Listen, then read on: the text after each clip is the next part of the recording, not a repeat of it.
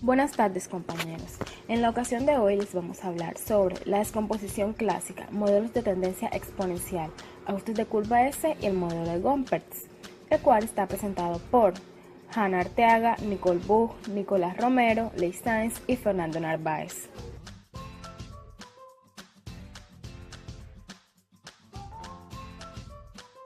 La tendencia secular es la componente general de la serie y en esta la variable va a tender a aumentar o a disminuir en un periodo a largo plazo.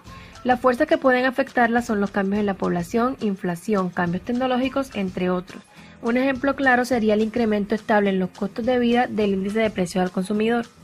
La variación cíclica es el conjunto de fluctuaciones en forma de onda a un periodo mayor de un año que es producido por los cambios en las condiciones económicas. El mayor ejemplo de este es el ciclo económico, el cual va a llegar un pico arriba de la línea de tendencia cuando la actividad de los negocios aumenta y por debajo se disminuye, como se nota en la gráfica. La variación estacional se refiere a un movimiento fijo, ya sea de incremento o disminución porcentual, la cual se va a presentar en un periodo no superior a un año, ya sea trimestral, semanal, entre otros. Las principales fuerzas que originan estos cambios son los cambios climáticos, las fiestas y las estaciones del año.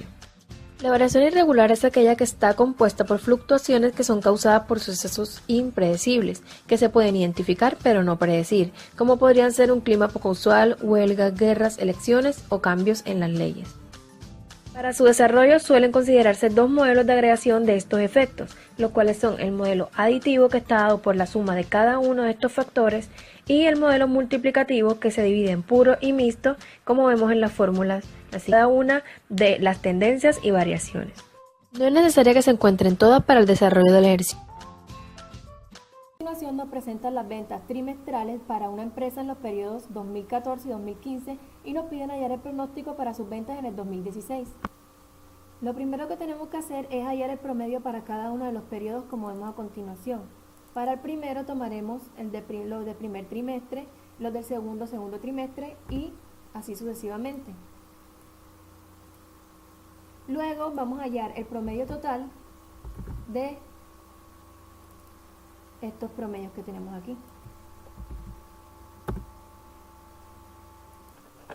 Luego hallaremos el índice estacional, el cual lo vamos a hallar dividiendo el promedio de cada trimestre sobre el promedio total.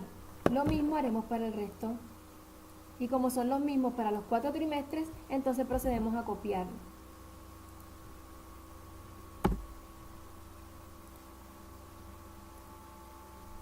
Luego calcularemos otra columna que es... Luego hallaremos la otra columna, la cual la hallaremos dividiendo las ventas entre el índice estacional, solamente para los periodos cuyas ventas no las damos. Luego hallaremos la tendencia.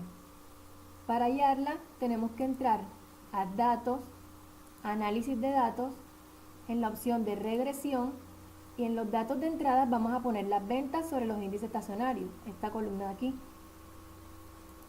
En este rango de entrada X vamos a poner cada uno de los periodos y esto nos arrojará un cuadro en el cual solamente vamos a necesitar los coeficientes de intercepción y la variable X. Reemplazando en la fórmula de tendencia, entonces tendríamos aquí el coeficiente de intercepción sumando a la variable que va a multiplicar cada uno de los periodos.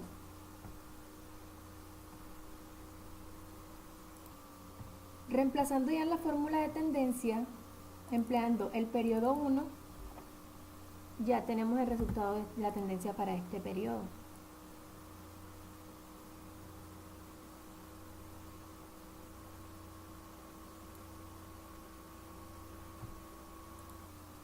Y por último procedemos a hallar el valor de los pronósticos, los cuales lo hallaremos multiplicando el índice estacional por la tendencia.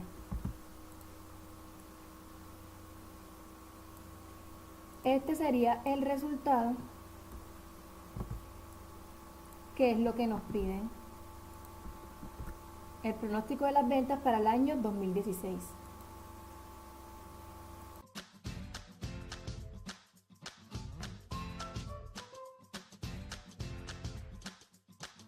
Tendencia exponencial son unos modelos que permiten una aproximación no lineal de la relación de unas variables. surgen principalmente ante la necesidad existente de modelar cierto tipo de variables en las cuales el uso de modelos lineales no es lo más adecuado para la realización del pronóstico. Podríamos dar un ejemplo con el ciclo de vida de un proyecto nuevo al introducirlo en el mercado, en el cual vendimos 3 etapas que son la introducción, el crecimiento y la maduración. Analizando la gráfica observamos que no sigue una tendencia lineal, por lo tanto nace la necesidad de plasmar un modelo exponencial que se adecue al comportamiento de estas variables. Dada la forma funcional presentada en forma exponencial, el análisis de correlación para aplicar la variable x se presenta de manera logarítmica en relación a la variable. Entonces vamos a ver que se transforma de forma inicial y se obtiene la pendiente y el intercepto de manera lineal. De esta manera se plantea que y es una función lineal de x. Como ejemplo de este tema contamos con el siguiente ejercicio. Imaginemos que tenemos la intención de volvernos socios de una tienda de electrodomésticos, pero para estar seguros de la decisión queremos estimar cómo será el crecimiento de los ingresos para el próximo año. A continuación se muestran los datos de los últimos años partiendo desde el 2007. Contando con la información histórica organizada procedemos a graficar esta misma de la siguiente forma. Seleccionamos la celda en donde se encuentra, nos vamos a insertar, luego a la opción gráficos y elegimos el gráfico de dispersión XY. Observando el gráfico obtenido fácilmente podemos notar que los datos siguen un crecimiento exponencial, pero para poder confirmarlo usaremos la línea de tendencia trazada por Excel. Nos vamos a alguno de los puntos en la gráfica, luego agregar línea de tendencia y escogemos la opción exponencial. Vemos que la línea pasa muy cerca o sobre los puntos de la gráfica, por lo que efectivamente es exponencial. Seguidamente señalaremos las opciones de presentar ecuación en el gráfico y presentar el valor r cuadrado en el gráfico para obtener las fórmulas o ecuaciones que a continuación utilizaremos. Para continuar procedemos a calcular el pronóstico y para obtener el primer dato simplemente usamos la fórmula que nos dio Excel en la gráfica anteriormente para obtenerlo. Nos daría 43.804. Para calcular los demás seguimos de la siguiente forma. Utilizamos el dato obtenido anteriormente y lo multiplicamos por el valor de Euler.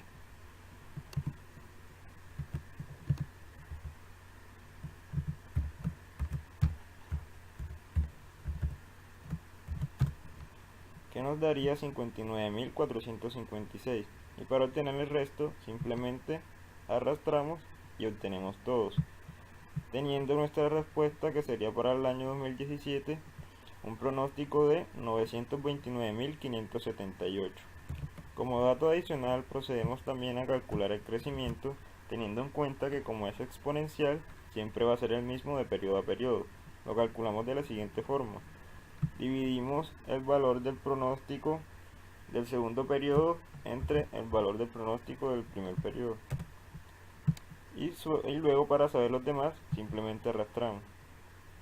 Como vemos siempre va a ser constante, siendo alrededor del 35.7% el crecimiento de los ingresos o de los pronósticos. Como respuesta, si bien es cierto que la tasa de crecimiento puede ser llamativa, hay que ser precavidos y tener en cuenta más aspectos del negocio, además de analizar si es posible o no que se mantenga el próximo año la tasa de crecimiento con la que ha venido anteriormente.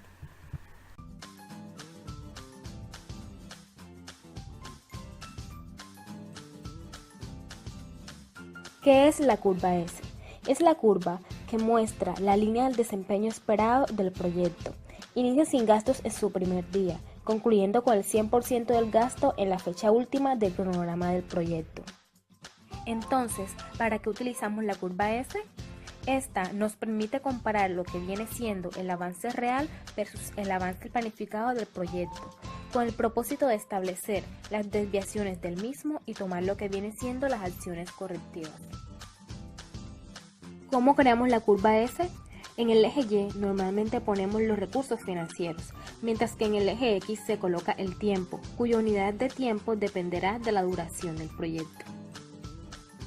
Siendo así, ¿qué es lo que se grafica?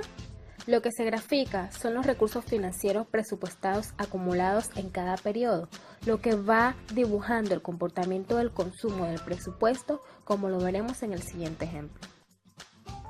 Aquí encontramos el ejemplo de un proyecto el cual tiene la duración de 6 meses, el cual al inicio del proyecto hay un avance programado y luego un ejecutado físico y financiero tal y como se muestra en la tabla.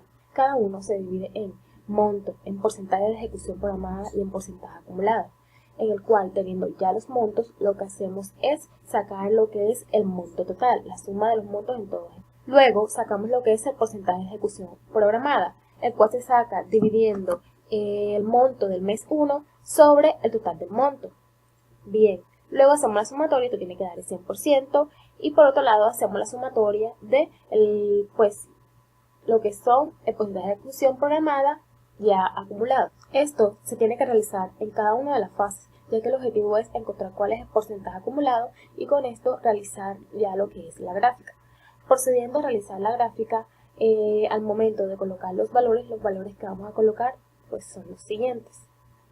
Por un lado, vamos a colocar todas las variables que nos interesan, como son programado. Vamos a seleccionar todo lo que son los porcentajes acumulados de este lado. Y así vamos a hacer con el físico ejecutado y con el financiero ejecutado. Por otro lado, vamos a colocar la otra variable que nos interesa, que es el tiempo, desde el inicio del tiempo hasta el último mes. Y así tenemos el desempeño de nuestras curvas S de cada una de las fases del proyecto.